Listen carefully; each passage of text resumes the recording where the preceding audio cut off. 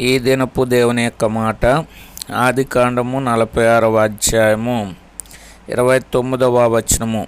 ఎంతో ఏడ్చెను. ఈ ఏడ్పు దుఃఖమును బట్టి, కష్టమును బట్టి, నష్టమును బట్టి కలిగినటువంటి ఏడ్పు కాదు. తన జీవితంలో ఎప్పుడూ పొందనటువంటి సంతోషము, ఆనందము హృదయములో అనుభవించడం ద్వారా కలిగినటువంటి దుఃఖము. దీనికి మనుషులు పెట్టిన పేరు ఆనంద బాష్పములు అని అంటున్నారు. కాబట్టి సంతోషము కలిగినప్పుడు కూడా మానవుడు ఏడ్చేవాడు ఉంటాడు. అట్టి దాని గురించే ఈ మాట వ్రాయబడి ఉంది. ఎంతో ఏడ్చెను. తన జీవితంలో ఎంతో సంతోషం కలిగింది.